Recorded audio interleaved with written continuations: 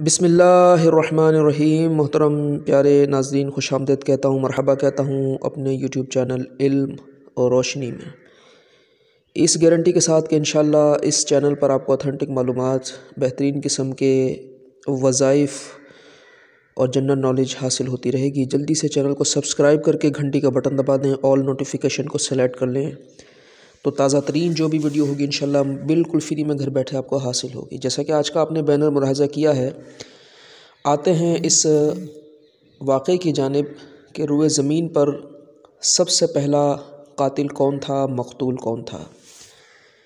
محترم ناظرین، حضرت آدم علیہ السلام کے دو فرزند حابیل اور قابیل، جن کے نام مشہور ہیں، آپ نے سن رکھے ہیں، ان دونوں بھائیوں میں ایک تنازعہ کھڑا ہوتا ہے ایک لڑکی اور شادی کے حوالے سے۔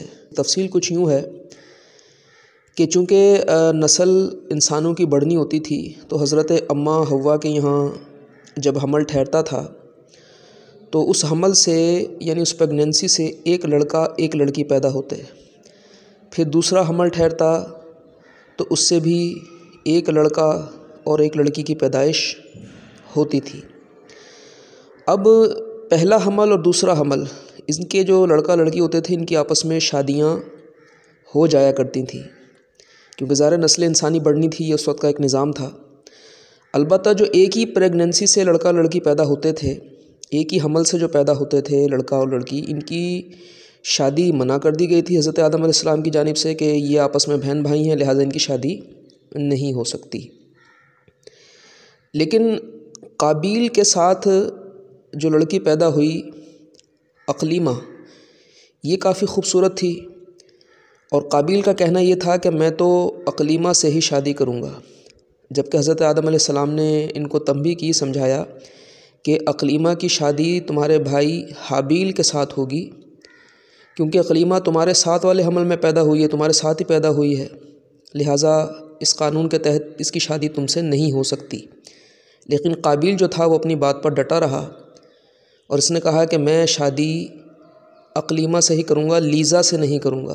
لیزا وہ لڑکی تھی جو حابیل کے ساتھ پیدا ہوئی تھی، تو لیزا کی شادی حابیل سے نہیں ہو سکتی تھی، اقلیمہ کی قابیل سے نہیں ہو سکتی تھی۔ چنانچہ اس کا حل حضرت آدم علیہ السلام نے یہ نکالا کہ حابیل اور قابیل تم ایسا کرو، تم دونوں اللہ کی راہ میں قربانی دو، جس کی قربانی قبول ہو جائے گی، اقلیمہ کی شادی اسی سے میں کروں گا۔ چنانچہ اس وقت کا یہ طریقہ کار تھا قربانی کی قبولیت کا کہ قربانی کو آسمان سے ایک آگ آ کے اٹھا لیا کرتی تھی، تو آگ آنے کے بعد جس کی قربانی اٹھا لی جاتی، آگ جلا دیتی، تو سمجھ لیں کہ اس کی قربانی قبول ہے۔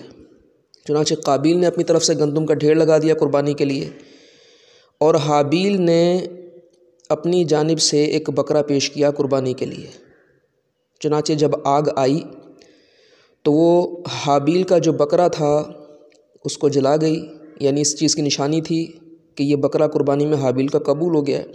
اب قابیل کی پریشانی اور زیادہ بڑھ گئی، اس کی ضد بھی بڑھ گئی کہ میری تو قربانی قبول نہیں ہوئی، لہٰذا کچھ بھی ہو جائے میں نے بس اقلیمہ سے ہی شادی کرنی ہے، یعنی یہ جو شرط حضرت آدم علیہ السلام نے رکھی تھی اس سے بھی اس نے انکار کر دیا۔ بضد ہو کر اس کے دل میں اپنے بھائی حابیل کے لیے حسد پیدا ہوا، اور اس نے حضرت حابیل کو قتل کر دیا۔ تو اس کی بدبختی کا آغاز یہاں سے ہو چکا تھا۔ پھر یہ اقلیمہ کو لے کر کسی دوسرے شہر چلا جاتا ہے، وہاں جانے کے بعد اس کا مذہب بھی تبدیل ہو جاتا ہے، یہ آگ کی پوجا کرنا شروع کر دیتا ہے۔ قابیل جو تھا یہ کافی خوبصورت تھا، لیکن جب اس نے اپنے بھائی کو قتل کیا تو نحوست کی وجہ سے اس کا چہرہ بھی کالا ہو گیا، اور یہ یوں سمجھ لیں کہ ایک بدنامی کی زندگی گزارنے پہ مجبور ہوا۔ اس کے یہاں اولاد بھی ہوئی، اور روایتوں میں آتا ہے کہ اس کا جو قتل ہے اس کے اپنے بیٹے نے کیا۔ تو میرے محترم ناظرین، روئے زمین پر اب تک جتنے بھی قتل ہوتے رہیں گے ان سب کا گناہ جو ہے وہ قابیل کے سر جاتا رہے گا، ایسا کہنا ہے علماء کرام کا۔ اس کی وجہ یہ ہے کہ قابیل نے اپنے بھائی حابیل کو بلا وجہ ناحق قتل کیا تھا، اور اس ناحق قتل کا اس کا دنیا ہی میں اس کی سزا ملنا شروع ہوئی، اور اب تک جتنے بھی قتل ہوئے ہیں یا ہوں گے ان سب کا گناہ قابیل کو جائے گا۔ تو اللہ تعالی ہم سب کو اس واقعے سے عبرت عطا کرے۔ تو ناظرین کرام، اس واقعے میں ہم سب کے لیے بہت بڑا سبق ہے، عبرت ہے۔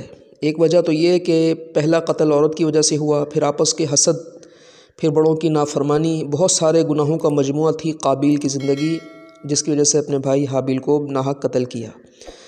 اللہ تعالی ہم سب کو حسد سے، چغلی سے، وعدہ خلافی سے اور عورت کے فتنے سے محفوظ رکھے۔